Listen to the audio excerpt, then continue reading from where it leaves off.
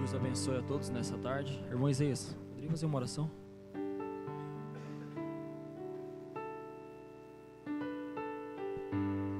Bendito Pai Celestial, nós viemos aqui para Te adorar, Senhor, mais uma vez. Nos colocamos em Tuas mãos, em Tua presença, Pai, e pedimos que o Senhor abençoe cada coração.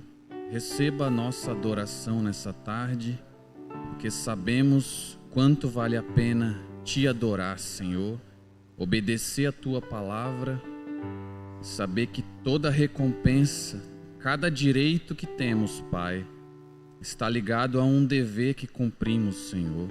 E assim, quando cumprimos os deveres, nós podemos reclamar nossos direitos. Nós viemos aqui para Te agradecer por conhecer, Pai, quais são os nossos direitos, saber que nosso profeta tem nos ensinado e mostrado quais são os nossos direitos nesse dia, Pai.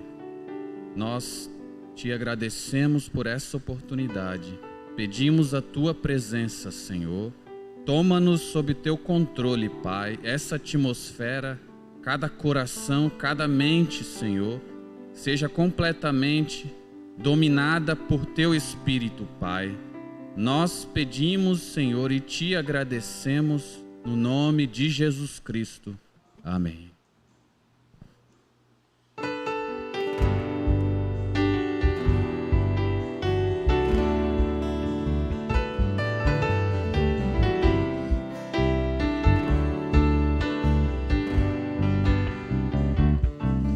É um desafio para aceitar, é uma fé para alcançar, é mostrar a este mundo que Jesus Cristo é real, é viver com testemunho puro, vivendo por Cristo,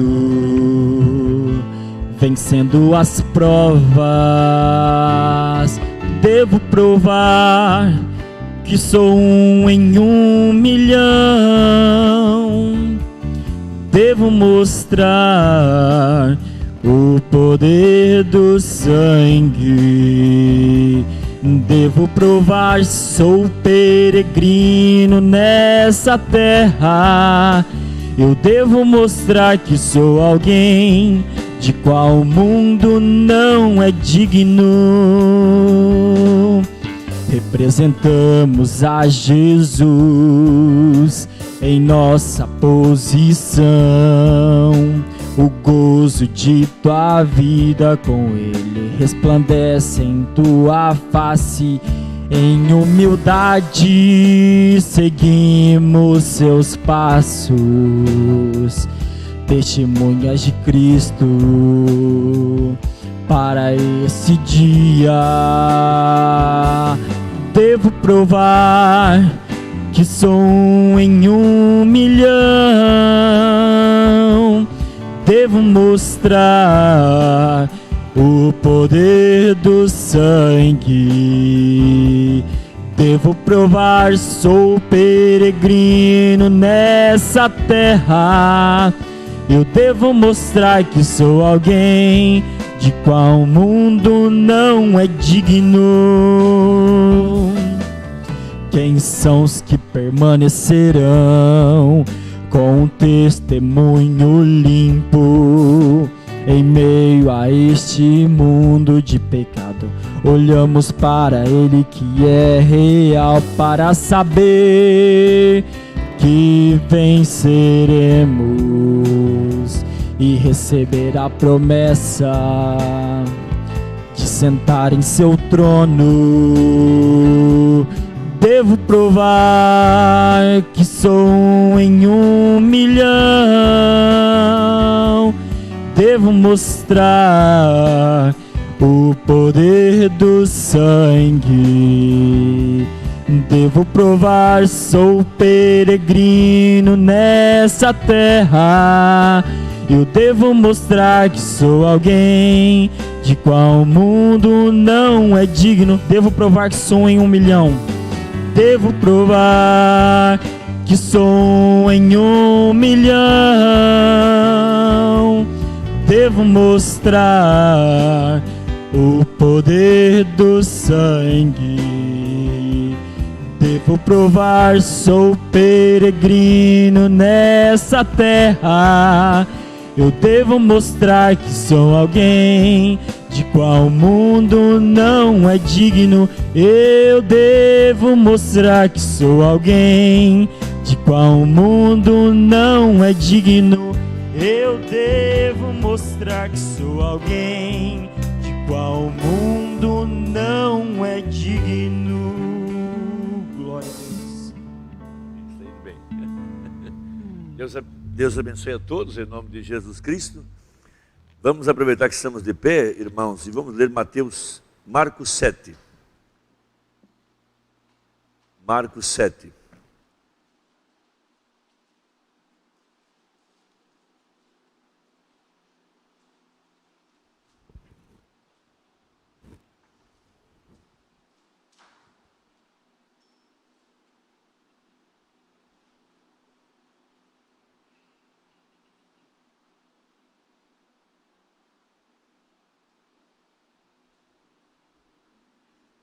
Marcos 7,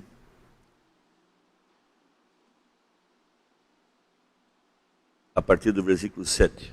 Muito bem, eu quero agradecer a presença de cada um de vocês. Sempre para mim é algo muito motivador e agradeço muito o empenho de vir um pouco mais cedo para a gente poder compartilhar um pouco da palavra de Deus. Haja visto que hoje, como sendo o primeiro dia da semana, é o dia que nós aprendemos a separá-lo totalmente para nós crescermos na fé, para buscarmos mais de sua graça, mais de entendimento. É um dia que nós honramos a ressurreição de Jesus e nesse dia nós dedicamos ele do amanhecer ao entardecer. Então vir um pouquinho mais cedo para o culto faz parte da construção desse valor que temos, que é de santificar esse dia em honra ao Senhor Jesus Cristo. Vamos então ler Marcos 7, a partir do versículo 7. Nós vimos semana passada sobre tomar o nome de Deus em vão. Isso faz parte dos mandamentos. E vimos também que uma maneira de tomar o nome de Deus em vão é não viver o cristianismo como deve ser vivido. A Bíblia fala que toda pessoa que carrega esse nome deve apartar-se de tudo aquilo que está errado, que seja contra a palavra. É uma dívida que a pessoa carrega, ela cita que é uma cristã, cita o nome de Jesus e depois lá fora vive qualquer outro tipo de vida. Dessa maneira ela está tomando o nome de Deus em vão, né? Aprendemos isso com o irmão Brano. Em vão, porém, me honram, ensinando doutrinas que são mandamentos de homens. Porque deixando o mandamento de Deus, retendes a tradição dos homens, como o lavar dos jarros e dos copos, e fazeis muitas outras coisas semelhantes a estas. E dizia-lhes, bem invalidais o mandamento de Deus, para guardardes a vossa tradição. Porque Moisés disse, honra teu pai e a tua mãe, e quem maldisser o pai ou a mãe morrerá de morte. Porém vós dizeis, se um homem disser ao pai ou à mãe, aquilo que poderias aproveitar de mim é corbã, isto é, oferta ao Senhor. Nada mais lhe deixais fazer por seu pai ou por sua mãe, invalidando assim a palavra de Deus pela vossa tradição, que vós ordenastes, e muitas coisas fazeis semelhantes a estas. Chamando outra vez a multidão, disse-lhes, ouvi-me todos e compreendei, nada há fora do homem que entrando nele o possa contaminar, mas o que sai dele, isso é que contamina o homem. Se alguém tem ouvidos para ouvir, ouça. Depois, quando deixou a multidão e entrou em casa, os seus discípulos o interrogaram acerca desta parábola. Ele disse-lhes, assim também vós estáis sem entendimento? Não compreendeis que tudo o que de fora entra no homem não o pode contaminar? Porque não entra no seu coração, mas no ventre, e é lançado fora, ficando puras todas as comidas? E dizia, o que sai do homem, isso contamina o homem, porque do interior do coração dos homens saem os maus pensamentos, os adultérios, as prostituições, os homicídios, os furtos, a avareza, as maldades, o engano, a dissolução, a inveja, a blasfêmia, a soberba, a loucura. Todos esses males procedem de dentro e contaminam o homem. Vamos nos assentar, Deus abençoe a leitura de sua palavra. Bom, essa leitura tem uma grande definição sobre caráter, uma definição enorme. Eu gostaria muito de refletir um pouquinho sobre isso. Muitas vezes nós cuidamos de uma maneira correta e até dedicada da nossa saúde e não cuidamos do nosso caráter, né? Então, o que vai contaminar a nossa moral, vai contaminar o nosso caráter, não são as coisas que nós comemos ou deixamos de comer, aquilo que vem para beneficiar o corpo em si. Às vezes nós somos agressivos, às vezes praticamos maldades, às vezes praticamos coisas enganosas e tantas coisas assim, não percebemos como isso arruína o nosso caráter, né? Caráter é demonstrado pelo nosso comportamento. Então, nosso comportamento diz quem somos, diz realmente quais valores nós temos, quais nossos princípios, tá? Então, Jesus Cristo estava enfrentando uma classe religiosa que tinha tornado as tradições algo muito mais elevado do que guardar a palavra, né? Eles estavam dando mais importância para aquilo que contaminava o seu fígado, o seu sangue, contaminava o seu sistema imunológico e tanta coisa assim, e se esqueciam de guardar a palavra, de que realmente era o mau comportamento deles, a desobediência deles, a desonra deles, as coisas ruins que saíam do coração, é isso que deteriora o caráter, deteriora a reputação de cada um de nós. Vamos ler um pouquinho de Deuteronômio 11, só para a gente poder lembrar dessa escritura. Deuteronômio capítulo 11, lá no Velho Testamento, só para lembrar dessa escritura.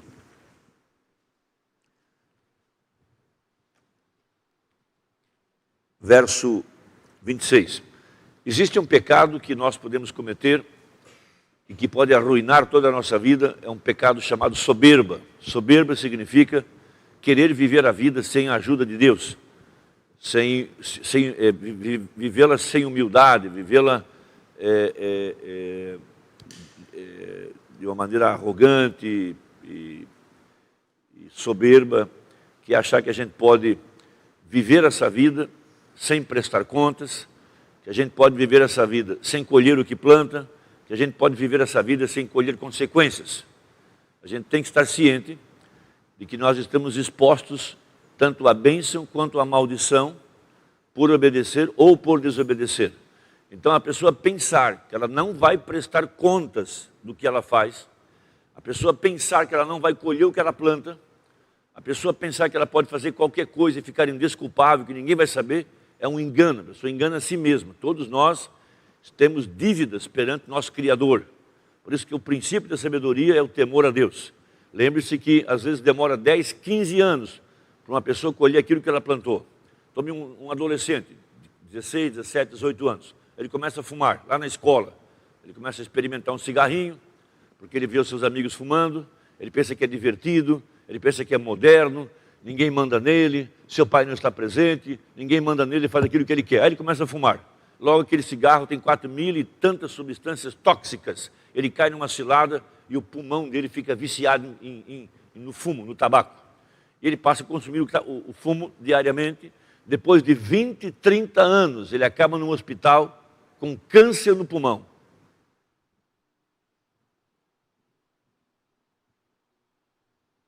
Ele não colhe isso com os seus 20 anos, ele colhe com 45, quando não tem mais recurso.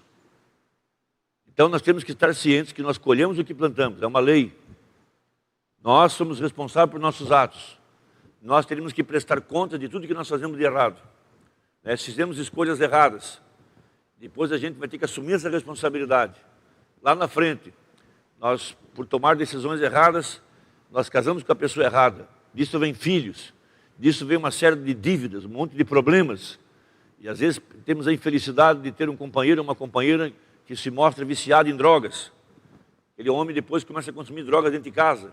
Os filhos começam a cheirar o cigarro, vira o pai beber, vira o pai fumar. Aquela mãe fica impossibilitada de dar uma educação aos seus filhos. Se ela tivesse lá atrás pensado nisso. Então às vezes é tarde, demora 10, 15, 20 anos para colher algo. Porque se a gente colhesse na hora que planta e sofresse na hora, quem sabe a gente tivesse mais temor. A gente às vezes planta uma pequena árvorezinha, ela vai dar flor depois de 15, 20 anos, ela vai dar fruto depois de muitos anos. Então, lembre-se disso, ninguém está livre de colher o que planta, e ninguém está livre de assumir responsabilidades, e ninguém está livre de responder por seus atos. Deus tem uma maneira de nos educar, Ele não nos livra de nossos problemas. Temos que passar por consequências seríssimas para aprender muitas coisas. Muitas coisas nós só vamos aprender porque perdemos a moral, porque perdemos coisas valiosíssimas. E aquilo passa e não tem mais como recuperar, não tem mais. A pessoa ela tem que ser responsabilizada. Então, tudo está baseado numa escolha, né? Tudo é baseado em escolha. Deus põe nas nossas mãos o livre-arbítrio, né? Você que decide, você não pode culpar ninguém, né? Deus cria leis, Ele cria princípios, Ele cria métodos, Ele cria sistemas. Cabe a nós descobrir como é que esse sistema funciona, como é que essa lei funciona. Uma lei é um sistema, né? O sistema ecológico. Como é que funciona as mudanças de lua? Qual a influência que essas estações têm, ou que essa mudança tem em nossa vida, no plantio, nos animais? Cabe a nós descobrir como é que funciona isso. Porque lá na ponta há uma recompensa, há algo que você colhe. Então, depois de descobrir as promessas, saber quais são os resultados, cabe a nós decidir se faremos ou não. Você pode decidir ficar em casa dormindo, não estudar, não trabalhar, pode ir por esse caminho, né? Aí colhe a pobreza, colhe a vergonha, ninguém quer você por perto porque você é um chupim na pizzaria, é um chupim nas festas, nunca contribui com nada, nunca leva nada, nunca ajuda com nada, porque você não trabalha, não produz, não entrega resultados, ninguém quer você por perto. Ah, ninguém me dá valor, mas não entrega resultados, não faz nada por merecer, não coopera com nada, não oferece nada. Ah, mas por quê? Porque às vezes ele não trabalha, não recebe, é preguiçoso, tem alergia do trabalho. Em vez de encarar o trabalho como oportunidades, tem alergia do trabalho. Está sempre doente, ai que poeira, ai que eu sou alérgico, ai isso, ai aquilo. No fundo é um vadio preguiçoso. Então tem que colher os resultados de ser um vadio, de ser um preguiçoso. Trabalho não é dificuldade, trabalho é oportunidades. Ter seu carro, sua independência, sua casa, sua família, viajar, construir, ofertar, são oportunidades. Então é tudo uma maneira de enxergar. Então nós temos que entender que nós podemos alcançar a bênção de Deus ou a maldição, depende só de nossa obediência ou da nossa desobediência. Deuteronômio 11, verso 26. Eis que hoje eu ponho diante de vós a bênção e a maldição. Então você será abençoado ou amaldiçoado. Depende só de você. Você que escolhe. A vida é sua. Deus dá oportunidades. Eu penso sempre que Deus não nos dá o peixe, Deus dá oportunidades. Deus não nos dá o pão, Deus dá oportunidades. E a pessoa, cabe a ela aproveitar a oportunidade, cabe a ela realmente fazer a diferença, né? Instruir-se, tornar-se capacitada, tornar-se realmente sábia, entendida, né? Trabalhando com honestidade, com dedicação. Isso tudo são oportunidades. Veja, a bênção quando ouvides os mandamentos do Senhor vosso Deus, que hoje vos mando. Porém a maldição, se não ouvirdes os mandamentos do Senhor vosso Deus, e vos desviardes do caminho que hoje vos ordeno, para seguir os outros deuses que não conhecestes. E será que, havendo-te o Senhor teu Deus introduzido na terra, a que vais para possuí-la, então pronunciarás a bênção sobre o monte de Gerizim e a maldição sobre o monte de Ebal. Porventura não estão eles daquém do Jordão, junto ao caminho do pôr do sol, na terra dos cananeus, que habitam na campina de Moré, porque passareis o Jordão para entrardes a possuir a terra que vos dá o Senhor vosso Deus, e a possuireis e nela habitareis. Tende, pois, cuidado em fazer todos os estatutos e os juízos que eu hoje vos proponho. Então, o povo saiu do Egito, debaixo da mão de Moisés. Moisés era o profeta do primeiro êxodo. Nesse primeiro êxodo, Deus mandou o pilar de fogo e mandou a nuvem e mandou um profeta. E Deus liberta seus filhos do cativeiro, do Egito, da escravidão, da pobreza, da morte. E dá a eles uma promessa, uma terra chamada Canaã, que manava leite e mel. Era uma terra que Deus lhes deu por herança, onde Abraão tinha peregrinado por muitos anos. Aquela terra era deles. Então, quando eles chegaram no Rio Jordão, eles tinham que cruzar o Rio Jordão e entrar em Canaã. Só que quando eles entraram em Canaã, Moisés, numa atitude muito sábia, pegou um líder de cada tribo, um líder representando cada uma das 12 tribos, e foram então em 12 tribos, em 12 líderes. E ele pediu que fizesse uma inspeção, fizesse um relatório. Como é que eram as cidades? Se eram fortes, se tinham muros, se não havia muros, se havia exército, se não havia exército, se tinham armas, se não tinham armas. Como é que era o clima? Chove, não chove? A terra é boa?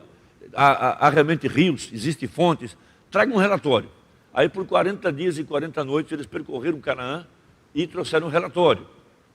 Disseram que havia cidades, que havia muros, que havia gigantes, que havia gente armada, que havia gente com bastante capacidade bélica, havia muitos soldados com lança, com espada, com arco, com catapulta, com muros e assim por diante. E quando eles voltaram para trazer o relatório, 10 deles olharam somente as impossibilidades. E só 2 olharam as oportunidades. Os 10 que viram problemas e impossibilidades, que não viram oportunidades, e não as viram, porque não tinham os olhos abertos, nem os ouvidos abertos para acreditar em Deus. Deus tinha dito que a terra era deles, eles tinham que entrar e possuir a terra. Mas eles pensaram que iam chegar lá e haver terra cultivada, celeiro cheio de sementes, casas desocupadas. Acharam que ia ser moleza, porque eles estavam acostumados por 40 anos a viver uma vida tranquila, lendo a Bíblia, orando, não tinham que trabalhar, porque caiu maná toda manhã, de tarde havia codornas, a água saía da rocha, não havia médicos nem farmácia, porque havia uma serpente pendurada numa haste, eles olhavam para ela e curavam, e eles eram curados. Eles viviam uma vida boa, tranquila, a roupa não gastava, o sapato não envelhecia. Foi 40 anos de Bolsa Família. Imagina, o governo suprindo tudo, não havia revolta no meio do povo, era uma maravilha. E eles pensaram que a vida ia ser sempre assim. E quando eles cruzaram o Jordão, acabou, a torneira foi fechada, mudou o governo, mudou o líder, mudou a situação, e a coisa ficou diferente. A partir desse instante, não tinha mais maná, não tinha mais codorna, não tinha mais nada. Se quisesse comer, ia ter que plantar. Nessa hora, cada um mostrou o caráter que tinha, mostrou o que havia por dentro e mostrou a fragilidade daquela igreja. Porque eles queriam ficar o tempo todo só orando e lendo Bíblia. Não queriam trabalhar. Quando Deus disse agora, quem quiser comer vai ter que plantar. Aí a coisa ficou difícil, porque é da natureza humana ser preguiçoso, é da natureza humana ser acomodado, é da natureza humana ter que ser empurrado para fazer alguma coisa, é da natureza humana ter que ser desafiado para enfrentar os problemas. E Deus queria soltar os potenciais, queria soltar as virtudes, os dons que eles tinham, e só tinha um jeito, era metê-los em problemas. E Deus tem isso dentro de nós. Cada um de nós vem ao mundo com potenciais, são potenciais colocados por Deus, e a única forma de soltar os potenciais é nos meter em soluções para nos obrigar a pensar, nos obrigar a resolver, nos obrigar a enfrentar a situação, para que a gente aprenda a resolver os problemas, aprenda a enfrentar as situações, aprenda a tomar decisões acertadas, tá? Em treinamento, o Flávio sabe disso, nenhum treinador, quando vai treinar seja ele um funcionário para uma função, não se entrega todas as ferramentas, se entrega parte das ferramentas e fica se observando qual é a criatividade dele, o interesse, a capacidade de buscar soluções, de resolver problemas. Porque se ele aprende a resolver problemas, ele não é um funcionário dependente, ele não é um inútil idiota que só faz o que é mandado. Isso é o princípio de liderança de Jesus. Jesus disse, o servo que só faz o que é mandado é um inútil. A pior carga para uma empresa é o funcionário preguiçoso, que não tem iniciativa, que não é proativo, que não vê as coisas mais longe, que não busca resolver problemas, que fica o tempo todo na mesa, ou na cadeira, ou dentro do carrinho, só esperando que lhe mandem fazer as coisas. E isso nunca foi o projeto de Deus.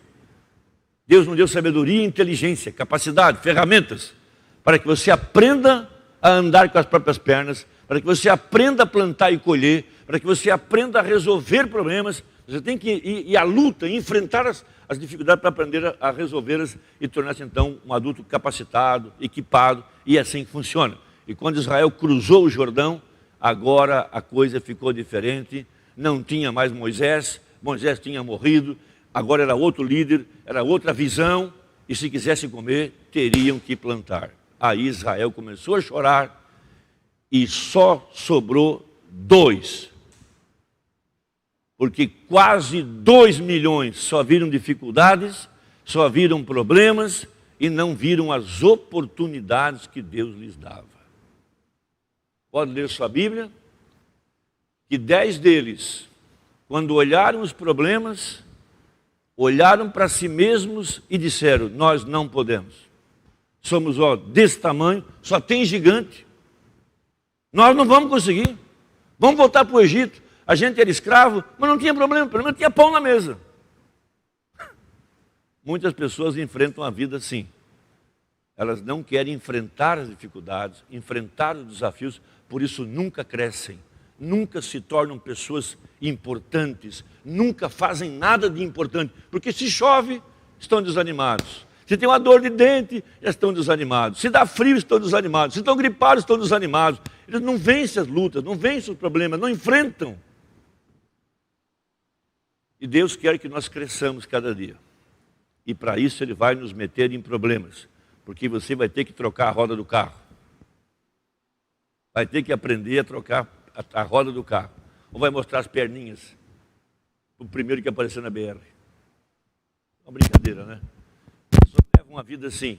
Não resolvem nada, não querem aprender nada, não tem interesse em crescer, não tem interesse em se desenvolver. Então Deus nos dá promessas, mas tem responsabilidades. Existem leis que têm que ser obedecidas, que têm que ser trabalhadas, tá? Então vamos tomar uma palavrinha agora, que é muito importante no nosso conceito.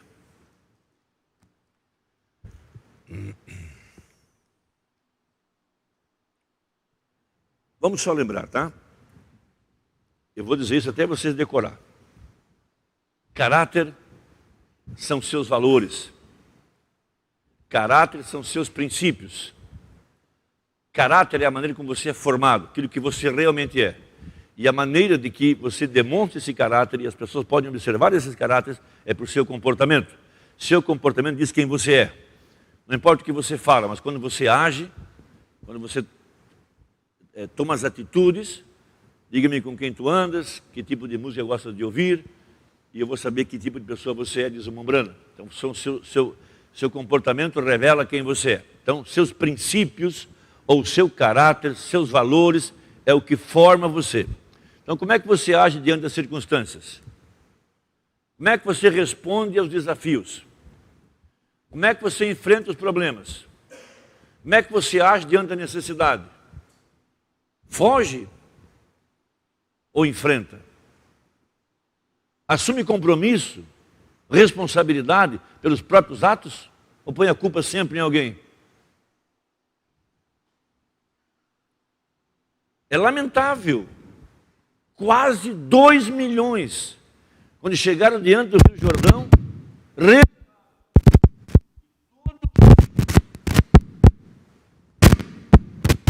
Aqui ou aqui? Aqui? Se eu jogar no chão, resolve ou não?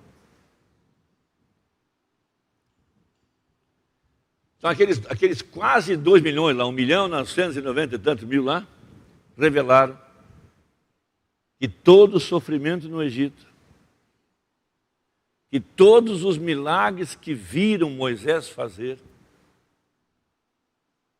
os dias pelo deserto, quando eles reagiram perante a dificuldade, mostraram nitidamente que seus valores e seus princípios eram, baixíssimos. Tinha o melhor pastor, um profeta, o pilar de fogo, a nuvem, tinham toda a comida necessária. Isso mostra uma coisinha muito simples, que não é porque você está na igreja certa, e tem um profeta, e você vê os milagres, e você tem a mensagem, e você tem a Bíblia, que você já tem caráter. Não se engane. Não é porque a pessoa frequenta o tabernáculo que ela já tem automaticamente caráter. Isso não é assim. Ela pode estar aqui no nosso meio, ter um profeta, ter a nuvem, ter as mensagens todas, ter Bíblia e ter mau caráter. Dos 2 milhões, só 2 mostraram que seus valores e seus princípios e seu caráter era elevado, porque reagiram de maneira positiva diante do desafio. Quando veio o desafio, eles não olharam para as suas dificuldades, para o seu tamanho, eles olharam para as promessas que Deus tinha feito. Eles então tinham como alto padrão de valor sua fé naquilo que Deus tinha dito. Os demais mostravam que não tinham valor nenhum, porque duvidaram das promessas de Deus quando enfrentaram os desafios que estavam pela frente. Nós podemos dizer amém para isso. Essa passagem bíblica revela muita coisa. Muita coisa, muita coisa, muita coisa. Não é porque vocês cresceram na igreja, porque seus pais são crentes, porque você carrega a mensagem, que você já nasceu com caráter. Isso não é uma ilusão. Ah, mas ele está na mensagem, está aí daí. Ele pode ser tão mau caráter quanto Judas. Esse é um engano muito grande que pessoas cometem. Ah, mas ele está na mensagem, está aí daí, qual é o problema? Ele pode ser um mau caráter. Medroso, ter alergia ao trabalho, dependente, irresponsável, mulherengo, adúltero, medroso, não põe a Deus em primeiro lugar, não tem temor de Deus. Então é necessário observar como que a pessoa reage diante dos desafios que Deus coloca na nossa frente. Porque é nessa hora da reação, da atitude, que você vê o caráter da pessoa. Vê, não é tão simples quanto a gente pensa. Entendeu, Ana? Me entendeu? Sabe do que eu estou falando, né? No Rio Jordão, só 2 mostraram que tinham caráter elevado, valores elevados e princípios elevados. Temiam a Deus, confiavam em Deus, tinham temor de Deus, expressaram sua fé. Não, a terra é nossa, nós vamos conseguir. Mas a maioria morreu tudo no deserto, não sobrou um. Abram seus olhos, não se iludam. Pode estar sentado no banco da igreja e não vale nada. Você não nasce com caráter. Não é automático. Seu pai pode ser um grande homem, não quer dizer que você também vai ser. Então, a palavrinha que eu quero que vocês assimilem agora, tá? Caráter pode ser construído. Então, a palavrinha muito importante nisso tudo é a palavra cultura. O seu caráter é sua cultura. Cultura é algo que vem da palavra cultivar.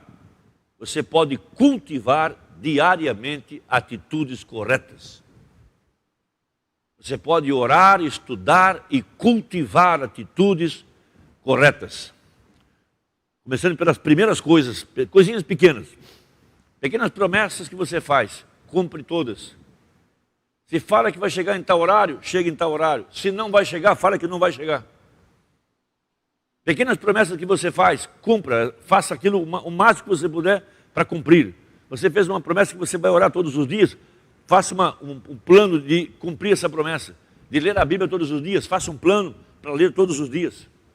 Porque você pode cultivar. É como você ir ali fora e você ara aquela terra, prepara ela e lança semente. Você cultivou aquele solo. Imagina vir aqui alguém, pegar esse campo aqui fora e jogar semente ali. Não vai colher nada. Está cheio de mato, está cheio de ervas daninhas, está cheio de pedras, está cheio de entulhos. Tem que ir lá tirar a sujeira, o lixo, as pedras, o mato, limpar o solo, jogar adubo, esperar a estação certa, tomar a semente certa e fazer o plantio. Depois que plantou, observar o broto. Depois que brotou, cuida dela. Cuida para que não tenha pragas.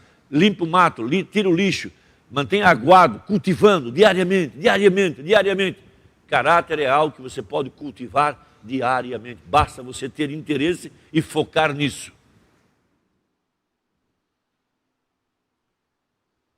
Então hoje nós estamos aqui, no domingo, né, primeiro dia da semana, procurando viver nosso princípio máximo, nosso valor máximo, adorando o Senhor teu Deus. Adorarás ao Senhor teu Deus de todo o teu coração, de todas as tuas forças. Vir à casa do Senhor nesse dia, para nós, faz parte dos nossos valores. Se você se associa a uma pessoa que não tem esse valor em alta estima, ela não dá importância aos cultos, ela não dá importância à dedicação, não dá importância à consagração, não dá importância à casa do Senhor. Quer um conselho? Afaste-se, porque tudo que vem abaixo também não presta. Porque o princípio da sabedoria é temer ao Senhor. E se a pessoa ama a Deus de todo o seu coração, ela busca guardar a palavra de toda a sua alma, todo o seu entendimento. Ela paga um preço, ela faz sacrifício, ela obedece. Você leu na Bíblia que se a pessoa obedecer, ela será abençoada. Você vai andar com o desobediente? Só se tiver viajando na cabeça. Andar com o desobediente é andar com pessoa que atrai maldição. Tudo dá errado na vida dela. Tudo é acidente, tudo é problema, tudo é dificuldade, nada resolve, ou nada funciona. Por quê? Não há algo errado aí?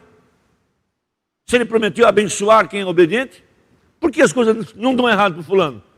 Ah, mas eu não tive sorte na vida. Sorte? Quando você teme a Deus, quando você guarda a sua palavra, você tem a promessa de que Ele vai te abençoar, vai prosperar teu caminho, vai te dar saúde, vai te guardar, as portas vão se abrir, porque você está obedecendo a palavra. Nossa, como fulano é abençoado. Nossa, como a moça é abençoada. Por que é abençoada? Porque ela escolheu a obediência, ela escolheu ser obediente, escolheu ser abençoada. Há uma promessa. Honra teu pai e tua mãe. Há uma promessa. Nós vamos ver que esse quarto mandamento, depois dos primeiros 3, é o mais importante dos 10. Honra teu pai e tua mãe. Muito importante. Então, caráter, você não nasce com ele. Você pode cultivar. Comece a cuidar com o que você pensa. Comece a cuidar com o que você fala. Porque seus pensamentos viram suas palavras viram suas ações viram seus hábitos se tornam seu caráter. Aprendi assim essa semana. Seus pensamentos viram suas palavras viram suas ações. Escreve aí, rapaz, você não vai guardar isso, né? Isso é uma definição que demorou muitos anos. Uma definição de alto luxo, de alto padrão. Vou repetir. Seus pensamentos se tornam suas ações. Seus pensamentos se tornam suas palavras tornam-se suas ações tornam-se seus hábitos. Você começa a fazer uma coisa sempre do mesmo jeito, vira um hábito. Suas ações tornam seus hábitos. Seus hábitos definem seu caráter. Quais são os seus hábitos? O que é que você faz todo dia? O que é que você faz toda semana? O que é que você faz todos os anos? Quais são os seus hábitos? O que é que você faz todos os dias da mesma maneira, automaticamente? Essas são suas ações. Seus hábitos determinam seu caráter. A pessoa tem hábito de dar desculpas. Então, seu caráter é um caráter fraco. Porque ela não assume nada, não assume compromisso, não assume responsabilidade. Ela tem uma desculpa para tudo. Né? Lembre-se que a vida é igual pessoas dentro de um ônibus, né? Dentro de um ônibus tem duas fileiras, a da esquerda e da direita. Não vou definir agora, tá? Uma fileira são as pessoas que dão desculpas e passam a vida dando desculpas. Uma hora é o sol, uma hora é a chuva, uma hora é o governo, uma hora é o patrão, uma hora é o pai, uma hora é o gato, uma hora é o cachorro, uma hora é o periquito. Sempre dão desculpas. As outras são as que fazem. Elas têm os mesmos problemas, mesmas fraquezas, mesmas dificuldades, mas elas fazem, elas executam, elas resolvem, elas solucionam. Qual tipo de pessoa você quer ser? Papai, queimou a lâmpada. Tá, Josué? Pega a lâmpada e troca, meu filho. Sobe na mesa lá, rapaz. Eu vivi a vida inteira, papai, queimou a lâmpada. Tem pessoa que passa a vida assim, mamãe, traz minha roupinha. Começa lá embaixo. Quando ela tem nenenzinho, leva a sua roupinha, leva a sua toalhinha. Terminou, põe na lavação. Ridícula da mãe, que sai catando roupinha, catando sapato, arrumando cama, arrumando roupa. Não sabe treinar, não sabe educar. Começa lá no berço. Criança chorou, não sai atendendo, deixa chorar um pouco, é bom. Abre a garganta, os brônquios, vira um cantor. Ah, não, mãe, meu filho não pode chorar, tadinho, coitado dele. Tá, fica uma empregadinha doméstica. A empregadinha tem que juntar o tênis, a empregadinha tem que limpar o banheiro, a empregadinha tem que arrumar o quarto, porque nunca treinou. Deus não vai nos dar nada de mão beijada, você vai ter que aprender. Que tal você ter um carro, não sabe trocar um pneu de um carro? Pai, eu estou aqui na BR-101, meu carro furou o pneu. Ah, se vira, Josué. Se for um bom pai, vai dizer isso, se vira. Pega o macaco e põe o pneu. Tem pessoas que resolvem, fazem, e tem aquelas que só dão desculpas. É chamada geração perdida. Perdeu-se. Não fez nada de bom, não contribuiu com nada, não existe legado, não existe nada. É a geração perdida. Adultos que não sabem escrever, não sabem ler, não sabem fazer uma regra de 3, não sabem conta de matemática, não sabem assumir compromisso, não sabem assumir responsabilidade, vive dependendo dos outros, pedindo e não sabem fazer nada. É uma geração perdida. Deus não tem geração perdida. Deus treinará cada um de nós e pode estar certo. E não vai ser moleza. Ele nos fará passar por problemas, dificuldades, porque Ele quer treinar filhos. Como uma grande águia. Urbano foi um observador da natureza. Ele observou muito tempo as águias. Ele via como que as mães águias faziam seus ninhos. Elas primeiro faziam os ninhos num lugar seguro, lá em cima na rocha, para que nenhum predador viesse comer os seus ovos. Aí ela fazia o ninho com galhos de espinhos, para proteger do coiote, do lobo, da serpente, tudo cheio de espinhos. Depois ela ia, matava um coelho, matava um animal e forrava um ninho de peles, bem confortável. Depois ela vinha e colocava 2 ovos ali dentro e chocava os 2 ovos. Quando os filhotinhos já haviam eclodido, ela começava a alimentá-los desde o dia do seu nascimento com carne, não com pêssego, ou com maçã, carne. Águia nasce comendo carne fresca. e começa a alimentá-los e alimentá-los e alimentá-los, e eles vão criando asas e vão se exercitando no ninho e vão batendo as asas. Quando eles estão com as asas já emplumadas, elas abrem suas asas e eles se prendem na asa e ela começa a voar com eles. E vai voando. Lá em cima ela sacode as asas e é só filhote virando cabeça para baixo e se batendo. E vão ter que aprender a voar, porque senão vão morrer. Ela faz isso desse jeito. Aí eles aprendem a voar.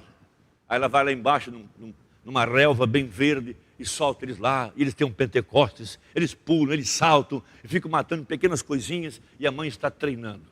Quando chega o dia que eles estão fortes, emplumados, ela faz algo maravilhoso. Ela arranca o pelo do ninho e joga fora. Não é crueldade, Júlia. Eu vi o seu pensamento agora. Não é crueldade, a ecologista da Júlia. A razão é a seguinte: agora voem. Fica um ninho desconfortável, espeta aqui, espeta ali, ai, ai, ai, ai, e ele quer fazê-los voar. Deus faz a mesma coisa. Horrível pai que cria filhos mimados, 30 anos e não sabe fazer nada. Como vão casar? Como vão ser autônomos? Como vão ser independentes? A mãe águia treina eles e depois que estiver pronto, agora tchau. Vão cuidar da vida. E é desse jeito.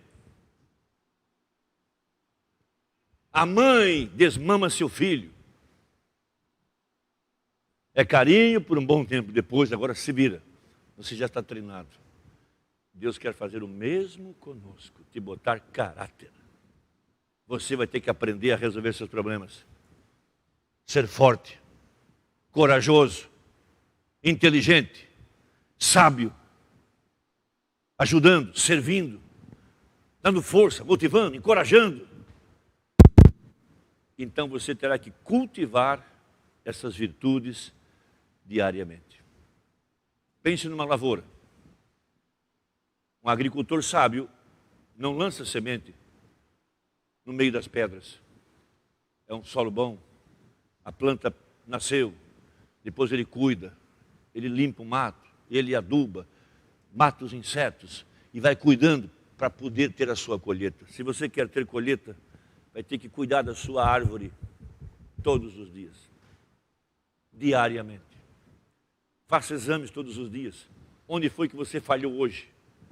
Que conhecimento me falta? Que conselho eu preciso? Qual atitude me fez agir assim? Não procure culpados. Não quem, mas o quê? Por que errei? Por que falhei? Por que não deu certo? Por que não funcionou? O que eu não sabia que eu tenho que saber? O que me faltou? Qual a luz que me falta? Por isso você precisa diariamente ler, diariamente estudar, diariamente. Deus nos deu a graça de ter essa pequena igrejinha aqui perto desse córrego. Essas árvores aqui, nunca vai cair a folha. Não importa em qual estação do ano, porque elas estão plantadas junto a ribeiros. Davi disse: eu medito na tua palavra dia e noite. Quer ser bem sucedido? Aprenda a meditar de dia e de noite. A primeira coisa que você faz de manhã: lave seus olhos, escove seu dente, faça um café bem gostoso. Bem gostoso. Põe no copo, deixa ele esfriar um pouquinho, enquanto você vai ler a Bíblia. Vai ler a mensagem. Com seu caderno, anotando. E depois você anota os pontos que você não quer esquecer. Põe no papelzinho, põe no bolso. De noite lê de novo. E passa o dia meditando. É certo que dará os seus frutos. Agora seja um ignorante. Não sabe nada. Não estuda nada. Não lê nada. E quer que as coisas funcionem. Não tem como. Não tem como. A lei de Deus é medita dia e noite. Bebe água da Bíblia todo dia, toda hora. Não tem como. Tem gente que é muito trabalhador para ganhar dinheiro, para comprar casa e comprar coisas, mas não sabe nada da Bíblia, porque não tem o cuidado de examinar a palavra. Nós queremos crescer espiritualmente, então isso é algo que pode ser cultivado, tá bom? Ok? Então guarda essa palavrinha, tá?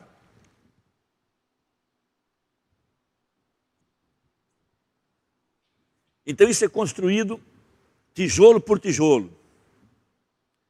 Com estudo, com conselhos, com prática, observando pessoas que são melhores do que você. É muito importante. Tem gente que tem um problema seríssimo para aprender com os outros. Eu não sei qual que é a dificuldade.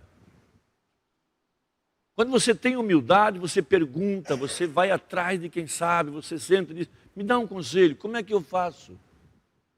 Eu tenho errado e não consigo fazer o certo, me ajuda, qual a sua experiência? Humildade. Aprende com os mais velhos. Olha para alguém que você sabe que é um exemplo, senta com ele, fala, me dá um conselho. Porque a Bíblia diz que Deus não nega sabedoria para ninguém. Peça que eu te dou. Abre bem a boca. Sabe aquele conceito do passarinho no ninho? Você já viu um passarinho no ninho? Um filhote no ninho? Que a boca desse tamanho. O mais esperto, que grita mais e abre mais a boca, eu como primeiro. Abre bem a tua boca que eu vou encher. Essa é a ideia de Deus como um pai cuidando da sua família. Vai na internet e abre lá um ninho de passarinho. É desse jeito, o que grita mais e abre mais a boca vai comer primeiro. Deus prometeu para nós nos dar enchimento do Espírito Santo. Isaías estudou com vocês para que foi dado o Espírito Santo, o que é o Espírito Santo, para que serve o Espírito Santo. Deus nos abençoou, visitou a igreja, confia nesse poder que Deus oferece para nós. Leia a Bíblia, Senhor, enche-me do teu Espírito, enche-me de sabedoria. Ele vai te dar, vai te abrir os olhos, vai te abrir os ouvidos. A pessoa mais interessante é aquela que sabe mais, tem mais sabedoria. Essa é a mais interessante. A que tem mais expertise, né? Esperta no sentido de conhecimento, sabedoria, entende os princípios, sabe como é que funciona. Então, dentro dessa construção de valores, tá? Honrar a Deus, né? Honra. Não faça para ter imagens, não tome seu nome em vão. E a questão do cultivo é muito importante. Na semana que vem, nós vamos entrar então no 4º mandamento. Daqui para frente agora é coisa prática com os seres humanos. Primeira parte, o que diz respeito a nós e Deus. Segunda parte, o que diz respeito a nós e os homens. Foi por isso que Jesus morreu numa cruz. Porque a cruz, ela tem 2 sentidos, né? Uma é a ligação com Deus e outra a ligação com os homens. Tá? A Bíblia inteira é o conceito de amarás ao Senhor teu Deus de todo o teu coração, de todo o teu entendimento, e ao teu próximo como a ti mesmo. Toda a Bíblia, todas as coisas que Deus estabeleceu é por conta do amor. Seu amor a Deus e seu amor ao seu próximo. Né? Por exemplo, a questão de honrar pai e mãe. Né? A autoridade máxima que nós temos depois de Deus são nossos pais.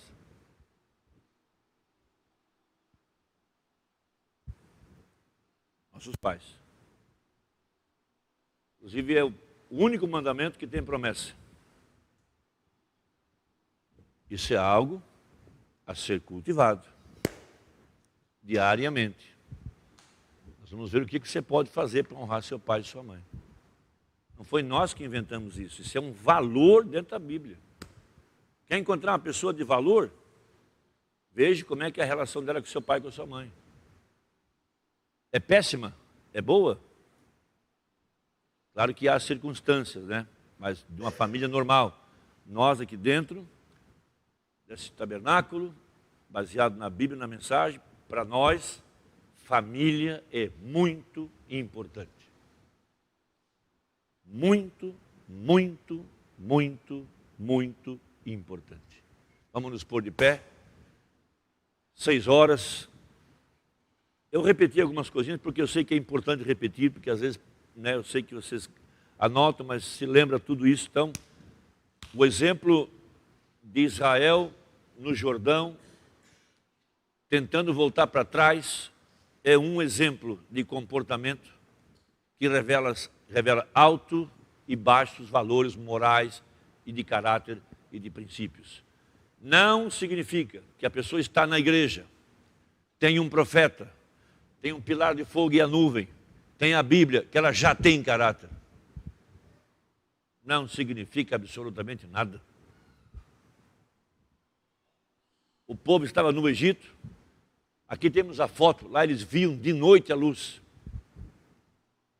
Nós temos a foto da nuvem. Lá a nuvem cobria eles de dia para não pegar sol. A água saía de uma rocha. A serpente estava numa haste. Tinha um profeta na frente. Viram 10 pragas, 10 milagres. Isso não produziu caráter. Foi depois, enfrentando os desafios para conquistar Canaã, é que foi aparecendo as pessoas que valiam a pena viver, os líderes, os grandes, os que realmente tinham caráter, valores elevados, enfrentaram os gigantes, enfrentaram os problemas e se estabeleceram na terra da promessa. Seu comportamento revela seu caráter. Isso é importante. E você vale pelo seu caráter. São seus valores, são seus princípios e você pode cultivá-los diariamente, todos os dias. Nós vamos ver como isso é importante, tá bom? Vamos orar? Senhor nosso Deus, queremos agradecer a Ti, Pai, por esses tremendos testemunhos da Bíblia e obrigado pela luz que o profeta nos deu sobre caráter. Meu Deus, dá-nos a Tua graça, estrutura a nossa vida, estrutura a nossa moral, estrutura a nossa experiência. Dá-nos graça, Senhor, para criar raízes, ir profundo. Dá-nos graça para trabalhar, para cultivar, para enfrentar os desafios, para aprender a resolver problemas. Dá-nos graça, meu Deus, para encararmos as situações. Dá-nos graça, ó Deus, para trabalhar tijolo por tijolo nessa formação maravilhosa de nossa reputação, do nosso caráter, da nossa imagem, do nosso nome, Senhor. Vivifica cada coração que está aqui. Te pedimos em nome de Jesus Cristo. Amém. Vamos lá tomar um cafezinho, botar rapidinho, tá, gente? Não perde tempo lá. Tomou café, volta para cá. Estamos nesse grande exercício de fé.